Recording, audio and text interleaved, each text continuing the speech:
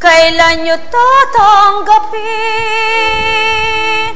aking mga mahal? Kailan nyo nga ba ganap mawawawaan ang pagkilos ng Espiritu sa inyo?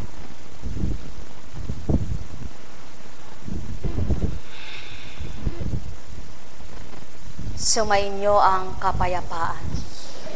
Buhay po ba ang Diyos?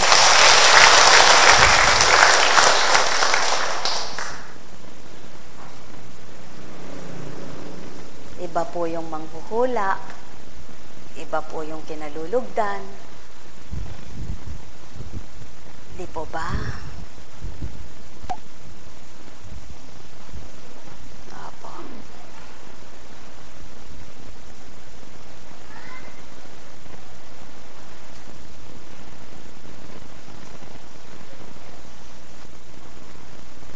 Kausapin kita mamaya.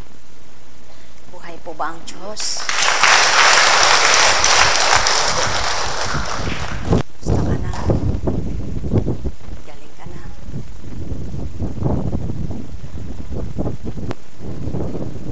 Basta ka na.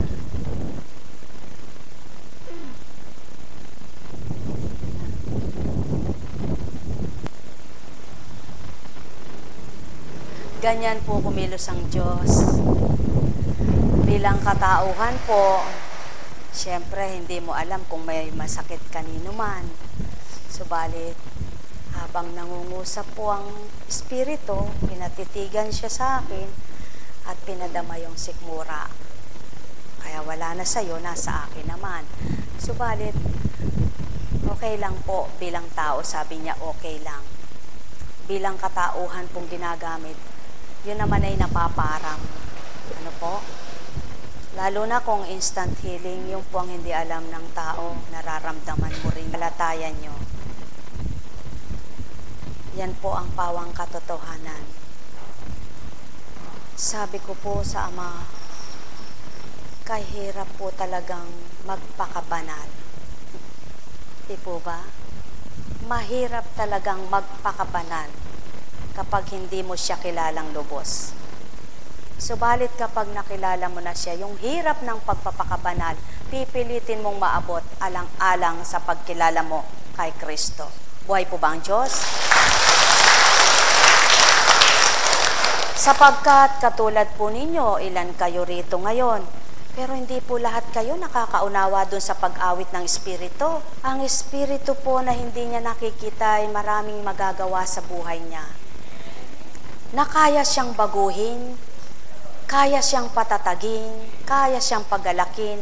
Yan po ang ginagawa ng Espiritu sa amin. Sapagkat kung di niya kami ginanon, kung wala kaming nadamang gayon, ay hindi po kami makapaglilingkod sa inyo. Kapag bakit ka ba maglilingkod araw-araw? Wala ka naman nga pakinabang, magtrabaho ka na lang kaya. O dili kaya ay maglinis ka na lang ng bahay. Bakit ka nga pa rito ay wala ka namang napapala? Doon po sa walang napapala yaon. Pero kapag nasuri mo ang napala mo sa Diyos, wala ka mang gayan. Ang nasuri mo ay ang kaloob ng Diyos sa iyo. Ay, kahit wala itong kayamanan na ito, sigurado, hahanapin mo ang katwiran ng Diyos. Buhay po ba ang Diyos? Mo siya, pero hindi bumubuka labi mo. Nag-iisip ka lang, halimbawa nakahiga ka, sasabihin mo, Diyos ko, tama ko. Iba't ibang mensahe niluluwal mo. Halos pagtawanan na ako ng tao, pero ba't ganun ang tao? Ba't wala pa rin panliwanag? Wala pa rin pong natatanggap. Parang manghihina ka, parang ayaw mo na. Subalit may ibibigay po ang Diyos para maging matatag ka. May pasisilay siya sa'yo. Yung mga bagay na ginagawa mo, na napaka-imposible, at yung mga nadama mo, kung paano mo nadamayaan, na sa dating buhay mo hindi mo nadarama. At nawa nga po, madama ninyo yaan. Salamat po sa Ama, pinabatid niyang infeksyon lamang. Kaya, ginawa yung marapat, purihin po sa patnubay niya. Hindi na po katulad kahapon nakaganyan siya. bukay, bukal sa puso na alay ng Ama ang lahat ng marapat. Kaya lang po hindi po matanggap ng lahat. Hindi po. Alam niyo po, kapag naisip ko po, halimbawa may pasyente na ginawa mo lahat sa gawa namin kung ayaw po ng tao.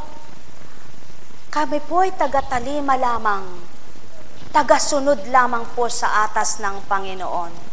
Subalit kailanman ay wala kaming alam at wala po akong alam na binabahagi lamang sa mga kapatid ko. Sabi ko kanina, Panginoon, parang ayaw ko maglingkod.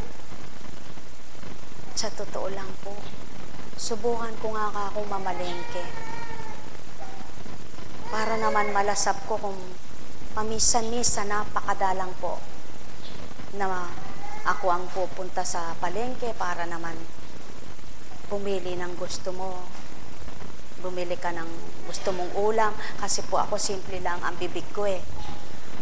Mga pangat-pangat lang po ang gusto ng bibig ko, simpleng ulam. Masaya na po ako noon.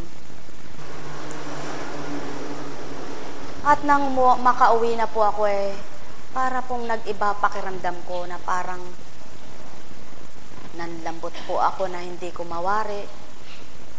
Humiga ako. Marami akong tanong sa Diyos.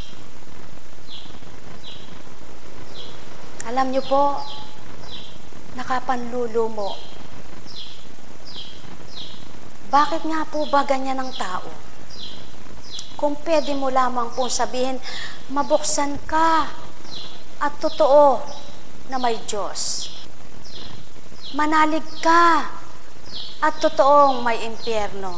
Kapag nakinig ka sa tao, manlulumo ka. Ngunit salamat po sa Panginoon at di niya po ako pinahihintulutang malumbay, manlumo, mawalay. Kapag po mayroon akong alagad na nalaman kong hindi makapaglingkod dahil ayaw na ng asawa, nakapanlumo po. Nagpupuri ako at nagpapasalamat sa Panginoon. Salamat po at ako ay hindi nagkaroon ng problema sa gayon. Kaya mga kapatid, ito po ay hindi isang pagpamakaawa sa inyo, kundi hindi ko po alam kung bakit ganito ang nasasabi ko sa inyo ngayong oras na ito. At ito po ay kalooban ng Ama. Sapagkat ganyan po ang nararamdaman ng Kristo, panghihinayang sa tao. Paano pong nasasabi ng tao na siya ay na kay Kristo, masama naman ang pag-uugali niya? Pero hindi po kayang tanggapin ito ng tao. Masakim, malabis, hindi kayang tanggapin ito ng tao. Magagalit po ang tao. Pero wala po akong pakialam kahit magalit. Dahil ito po ang kagustuhan ng Ama. Ang ipangalanda ka ng katotohanan at sambitin. Kalungkot po noon. Nagkasapin-sapin nga po siguro. Pagod, puyat. Katapos po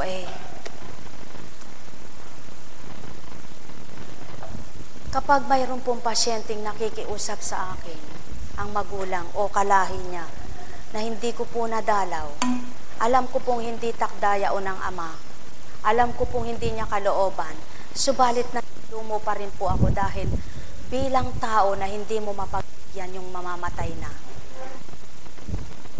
Pumatawang lupa rin naman ako at sumusuko rin yan sa pagod. At napakalalayo naman po ng iba. Nagkakataon po na hindi madalaw.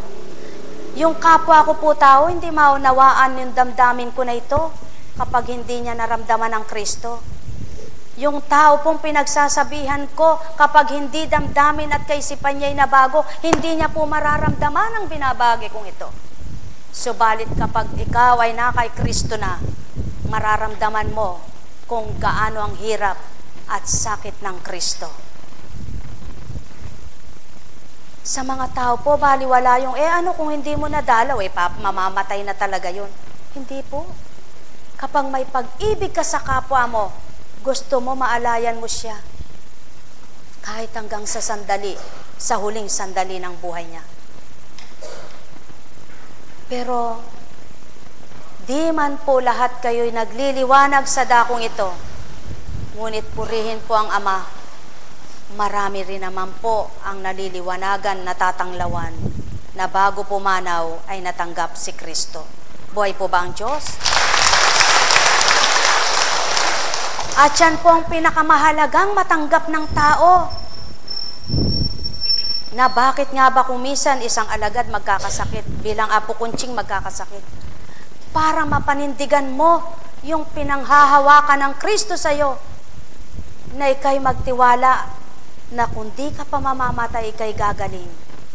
Kaya kapag po may mahina ang kalooban, pati po ako sa totoo lang hindi datalan ng dapat sabihin kung anong gawin, kung ano. Nararamdaman ko po yon kung matapat yung tao. Kapag po totoo ang paglapit niya, nararamdaman ko, kaya buong-buo ibibigay ng Diyos kung anong dapat niyang gawin. At yun po, hindi nyo alam. Kaya pinapaalam ko po, dahil kagustuhan na ng Ama, na mabatid po ninyo. Kapag ang pasyente ay walang pagtitiwala at di naman totoo, wala siyang maririnig. Kapag ang pasyente ay matatag sa katapangan sa mundo, hindi po siya makaririnig. Kapag ang pasyente ay bato ang puso sa kasalanan, hindi niya maririnig. Subalit kapag ang pasyente ay malambot ang puso, nagpapakatotoo, tao, ibibigay lahat, ultimong kalit-litan ng bahagi ng ugali. Mga kapatid, naway makalasap kayong lahat. Naway makakilala kayong lubos. At nawa po ay matanto ninyo kung anong kalooban ng ating Ama, Anak, at Espiritu Santo. Nakapanlulo mo po yung kaya mo itutuwid dahil gusto mo siyang maligtas.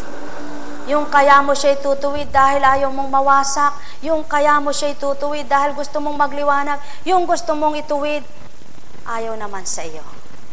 Ayaw tanggapin. Mga kapatid,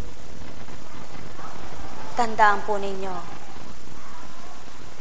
kung kayo rin ay hihirangin ng Panginoon, magpurit magpasalamat kayo at maging ganap po kayo.